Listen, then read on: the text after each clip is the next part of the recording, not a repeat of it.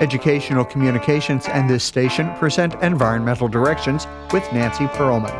On this series, we explore the effects of human influence on the Earth's ecosystems and discuss solutions to environmental problems which affect the quality of life on this planet. Environmental Directions gives you the kind of information you need to help you participate in decisions impacting your community, the nation, and the world. Now, here's your host, Nancy Pearlman. Hello. For the next half hour, we are going to be talking about the fast race to extinction with my guest, Dr. Peter Solomon. He is a scientist, educator, successful entrepreneur, and author. After earning a PhD in physics from Columbia University, Dr. Peter Solomon launched a distinguished career at the United Technologies Research Center before founding 5 companies: Advanced Fuel Research, Online Technologies, Real-Time Analyzers, Image Insight, and the Beamer. His technologies have included clean fuels, process measurement, radiation detection, and science education. He has been awarded over 20 patents and has authored more than 300 scientific publications and served as principal investigator for United States government research contracts. He has won many awards, including one from the American Chemical Society National Henry H. Storch Award in Fuel Chemistry. He has authored 2 award-winning books for students in grades 7 through 12, The Stardust Mystery and The Race to the Big Bang. And his most recent book is a novel, 100 Years to Extinction. Welcome. It's a pleasure to have you with us. Thank you very much. You are definitely concerned about where our planet is heading. You believe with astrophysicist Stephen Hawking's dire prediction of human extinction on planet Earth by 2117. You think that's really going to happen? Certainly a very dire prediction. But when I've discussed this prediction with friends, the response I get is, it's probably optimistic. And if we think about all of the threats that could lead to our extinction, I would say that the 100 years to extinction is not a wild prediction. It's a very reasonable prediction, and it's a wake-up call. It's a wake-up call to let us know there are threats we've got to take care of, or it's going to happen. Hawking talked about a number of threats. The ones that I think are important, of course, the 2 older threats we all know about, that's the fossil fuel technology that has led to the climate crisis, and nuclear technology that has led to the production of nuclear weapons. We now have something like 13,000 nuclear weapons, hydrogen bombs, that are in the possession of 9 different countries, a number of them with adversarial relationships. So those are the 2 old threats that we all know about. But recently, I have been really alarmed by 3 new threats which are part of this century. And those are artificial intelligence, genetic engineering, and the internet with social media. All of those can be terribly, terribly harmful to our society. Also, our total reliance, it seems, on plastic and the plastic pollution, both on land, in the oceans, in the waters, in our bodies. I don't disagree at all. The plastic pollution is an incredible menace, but I don't think that it has the power to lead to our extinction. But who knows? But human beings are not really dealing with these crisis. You and I both think it's horrible that some people are saying that the climate crisis is a hoax. That's no way to solve a major problem. Absolutely. The attempt that I am making is a wake-up call, especially to young people. I've written a novel called 100 Years to Extinction. That's 100 years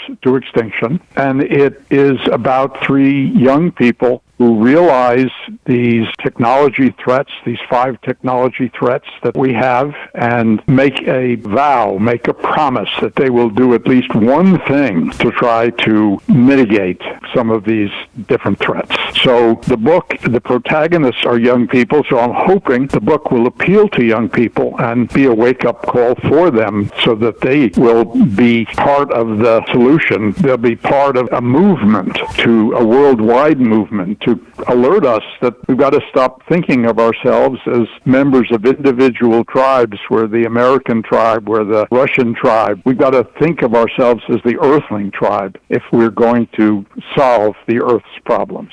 You mentioned the Earthling tribe, and I have often pointed out to people that we need to stop looking at the shades of the color of our skin or how we differ in beliefs, because we are all Homo sapiens. We are all one species, and we all need to come together. That is something that seems so important to me if we are going to solve our ecological crisis. Well, that's absolutely correct. We need to see ourselves as one tribe, the Earthling tribe that has to battle to save the home that we live on, which is a fragile climate. It's not going to support us forever if we keep doing things that make catastrophic changes in the planet itself. We're the first species that have been able to change the weather by ourselves.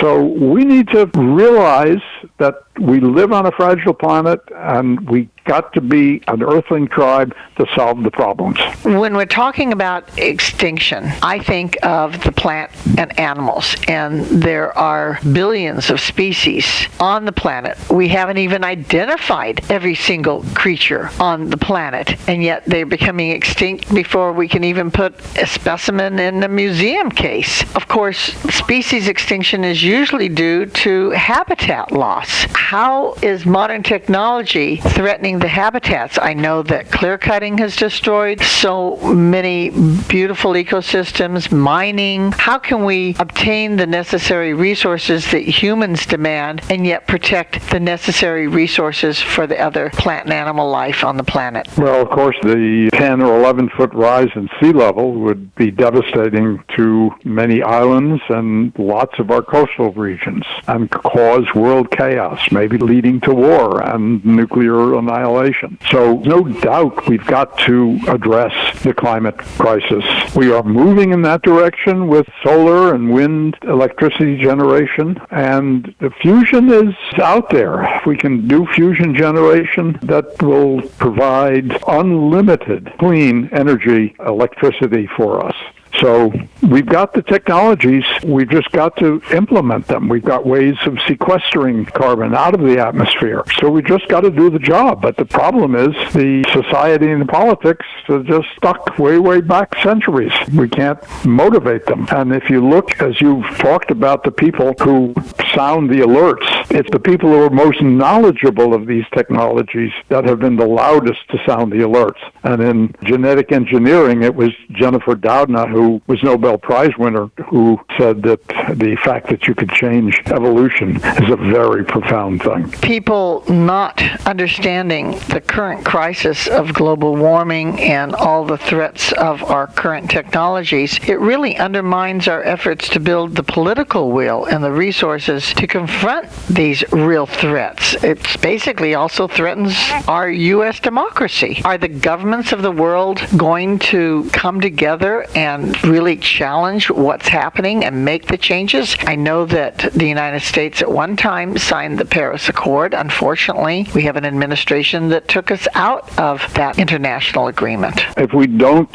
somehow join together and do this as a global community, I think we will be doomed. One of the suggestions that my three protagonists make is that we should start an Earth Corps modeled after the Peace Corps that will have young volunteers that can provide education, try to raise awareness amongst their fellow youth around the world, and try to create the momentum to start a Save Humanity movement in the world. We need such a movement like the Civil Rights Movement and the Vietnam protests of the 1960s. We need to light a fire under people to do that. I know that in 1970, when I helped organize the first Earth Day in Southern California, that we lit the fire to bring attention to environmental crises. But that movement has sort of changed, especially dealing with the major problem of overpopulation. We talked about it in the 60s and the 70s. This planet, as Dr. Paul Ehrlich and others agreed, can only really handle about 2 billion people, and yet we have 8 billion, going 9 billion, 10 billion. Are we going to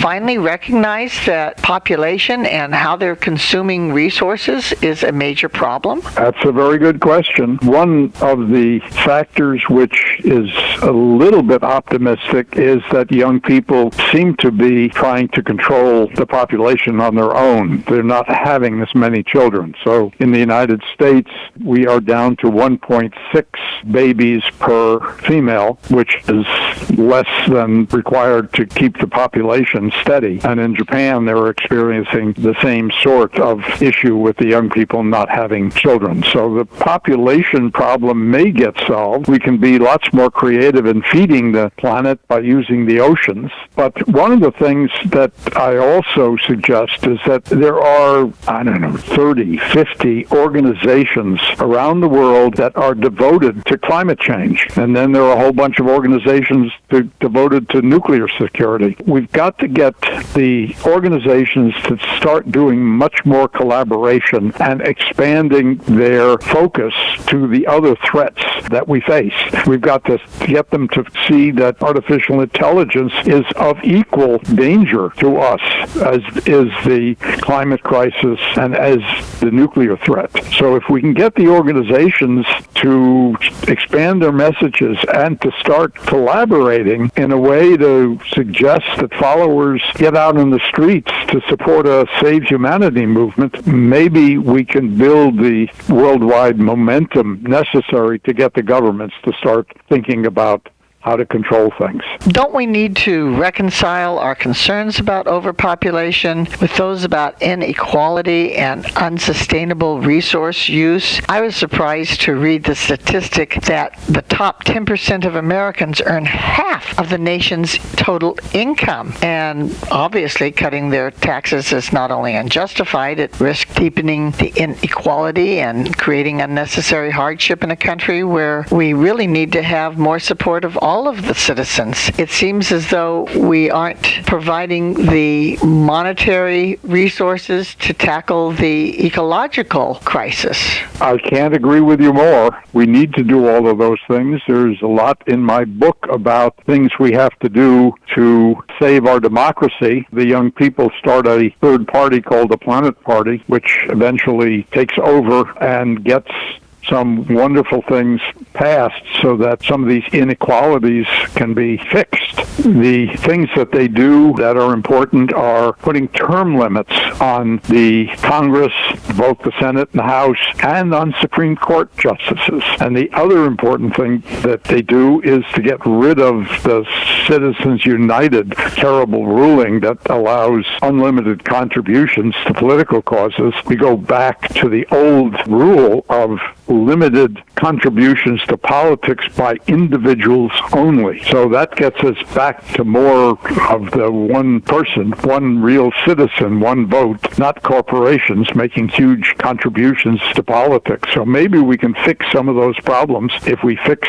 the rules that our democracy is operating under. So those things are actually in the book. The issue of saving democracy is a very important part of what the three protagonists do. Obviously, tackling the political issue, the economic issue is essential if we're going to tackle the ecological issues that we are confronting, and it's all tied together. I read so many nonfiction books that it's a delight to have a novel about the environment, 100 Years to Extinction. Was it easier to create characters to tackle these problems than just presenting the facts in a nonfiction book? This stems from the work I did on trying to do education of middle schoolers by teaching the science through stories.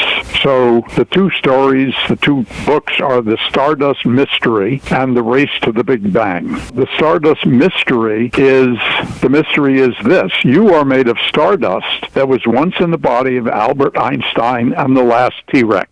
That's a true statement. So the idea is to try to intrigue kids kids with this, oh, I'm made of stardust, and I've had stardust in me that was once in a T-Rex and once in Albert Einstein. And the hope is to get them to see that story as something that they would read, and then they're going to learn all about the fact that the atoms in our body are all produced in the explosions of stars that happened billions of years ago. The race to the Big Bang is going to teach them about the fact that our universe was created in a Big Bang and all of the things that have gone on since to get us to where we are today. So the idea of writing a story that has nonfiction elements of politics and science in it sort of stemmed from that educational experience. And I've got 12 grandkids, and if you're an author with 12 grandkids, they're a wonderful resource to be able to put characters in a book. It was funny, last night I was sitting next to one of my granddaughters, and she used the expression, holy crap. I just had to start laughing because the character that she is loosely based on in the 100 Years to Extinction novel, that's her favorite expression. Holy crap. So I was hysterical. It's wonderful that you are helping to educate the young people and bringing attention to all of us of the dangers of what's going on. And we're going to talk more about these critical issues with my guest, Peter Solomon, scientist, educator, entrepreneur, when we return in a moment. Environmental Directions with Nancy Pearlman continues with further discussion of the world's critical ecological issues. For more information, you may call 310-559-9160 or go to www.ecoprojects.org. Now, here's Nancy. I'm speaking with Dr. Peter Solomon. You have recently written the novel 100 Years to Extinction. When we talk about extinction, some people may say, well, it's happened before. I believe that we have about 5 to 10 species a day becoming extinct, but humanity has really increased the speed of extinction. That's something that has been recognized even with the doomsday clock, which in 1947 was 7 minutes to midnight, but today is 90 seconds before total doomsday? Yeah, and in the book I have a chapter on the doomsday clock, and it's fictionally reduced to 60 seconds. So we're all aware that if there's a nuclear war, that would definitely produce our extinction. But the other two threats, artificial intelligence and genetic engineering, are also capable of producing our extinction. And actually, I've started on the sequel to my novel, and it's called 12 Years to the Singularity. And the singularity is a term that has been popularized in a nonfiction book by Ray Kurzweil, and that is the singularity that he describes, which he thinks is going to occur in 2044, is the point at which artificial intelligence reaches a power equal to the power of human beings. And if we start thinking of the world in 2044 as populated by super intelligent robots, do you think these super intelligent robots are going to want to take orders from less intelligent humans? And these surveys of the AI experts that say we've got a 10% chance of extinction, and Stephen Hawking also weighed in on that. He said if we pursue full AI, it will lead to human extinction. That's another very powerful trend, a very powerful technology that we could just lose control of. And the other one is genetic engineering. We have now developed this technology with CRISPR-Cas9 capability of editing our DNA with potentially with the ease that you can edit a Word document. It's now so easy that hobbyists have used it. So will we see genetic engineering in malevolent hands producing horrible new viruses, horrible bioweapons, or some sort of a new super species that we won't be able to control? So those two, the artificial intelligence and genetic engineering, ought to be right up there with the nuclear threat and with the climate crisis. Indeed, you agree with some very famous scientists. Stephen Hawking warned us that nuclear weapons need large facilities, but genetic engineering can be done in a small lab, and we can't really regulate every little lab in the world. Author Isaac Asimov, who wrote many scientific works, said that the advance of genetic engineering makes it quite conceivable that we will begin to design our own evolutionary progress. It is a danger to have bioweapons, new viruses, even the creation of new animal and plant species. But a lot of people think that science is going to solve our problems. In one regard, maybe we can do something like what NASA did with the DART program, where it intercepted dangerous asteroids so that the asteroids wouldn't hit us and create problems. But that's rather hopeful thinking, isn't it? Yeah, I think genetic engineering in the next 10 years will eradicate cancer. But the other side of that is that it's already been put out in hobby kits to modify frogs. So how do you control what happens with genetic engineering? The point I make is that these 5 technologies, they all have incredible wonders that have made life fantastic and will continue to make life fantastic and even better. But along with those wonders are these terrible dangers. And it's the story of the tortoise and the hare. The hare is technology that's raced ahead into the 21st century with all kinds of new incredible technologies. And the hare, that is our societal ability and our political ability to put the proper controls on these technologies, is still stuck back in the 19th century. You have been awarded 20 patents, which means you've designed some products. What are they? Or do we need to design new products? Do we have the technology to do what is necessary now to stop the extinction? The fusion technology still needs work. They have gotten to the point where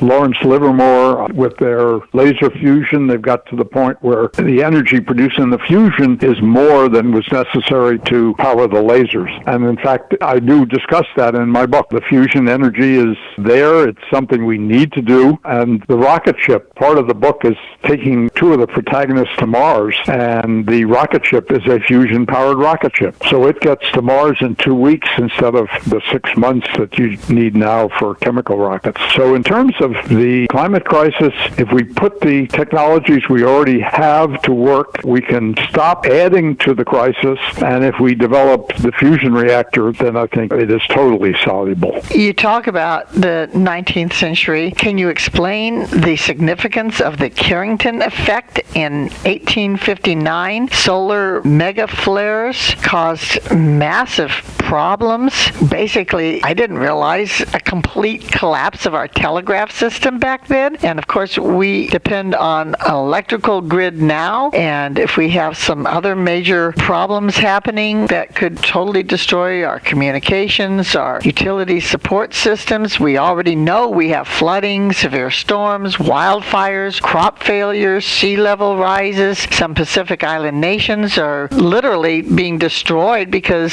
they're only a few feet above sea level, and we are seeing sea level rise to over 10 feet because of glacier melting. This is really a massive problem. Can you explain some of these situations that are happening? Carrington event we can't do anything about except to harden up our electrical grid and our digital world. They do have some protections now in the electrical grid because the Carrington event is said to be repeated with a 20% probability every 100 years.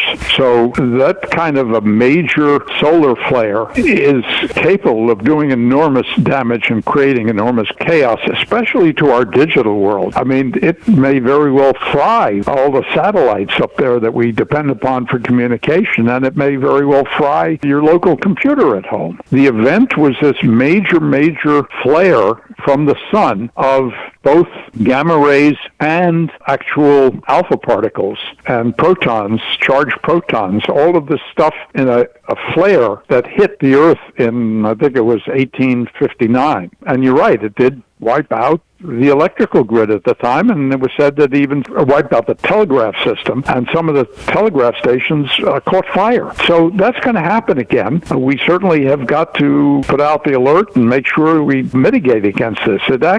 We had a mini Carrington last year, I think, where the typical rain of the charged particles from the sun is what causes the aurora borealis, the northern lights. Last year we had enough of a mini Carrington so that the northern lights were visible as far as south as the Caribbean. So that's going to happen. And that's, again, one of these things that we need to view and think of as the Earthling tribe and get together with the rest of the world to solve the problem. Instead of doing that, we're fighting. We've got wars in the Middle East, and we've got a war in Ukraine. So we're definitely going in the wrong direction. And how do we turn it around? The only thing we can do is each of us try to put out the message, make a popular book or give a popular show like you do to try to alert people and get them to create a Save Humanity movement, get them to create an Earth Corps like the Peace Corps. We did turn things around in the 1960s. Maybe we can create an international movement to turn things around today. And in doing these interviews, I learned so much more, even though I think I'm aware of what the problems are. I don't understand how AI actually works, but I read where there are 2 surveys of AI experts by the Machine Intelligence Research Institute, and half believed that there was a 10% chance that AI could end human civilization. You have to explain that if human thinking and consciousness is solely based on the chemistry and connectivity of our 86 billion neurons, those nerve cells that constitute our brains, then could a thinking and conscious AI superspecies be based on just one, I don't know what you call it, NVIDIA GPU chip with over 200 billion transistors, or on 5 connected 18 iPhone chips with a total of 95 billion transistors? This is just a whole new world. Is it really going to be possible that our loss of species, habitat, our way of life can be destroyed by this kind of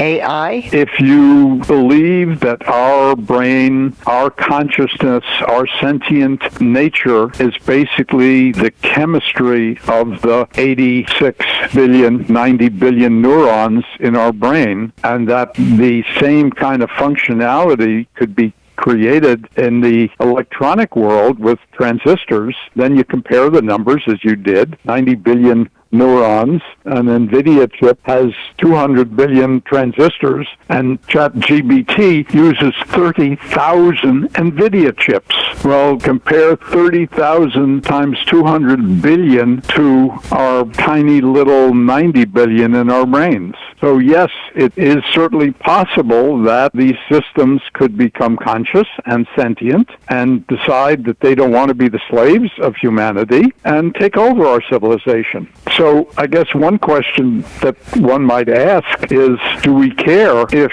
our civilization that we've created with all the music and the books and the art and the science and every good thing we've done, do we care if it's carried on by robots? Maybe we don't care. And I envision this interesting scene a million years from now. Yes, we got taken over by robots. They went ahead and colonized the whole solar system. And there's a meeting between our robots that took our civilization and robots from another galaxy that meet a million years from now. And the interesting discussion is, wow, isn't it amazing? Both of our civilizations were created by animals.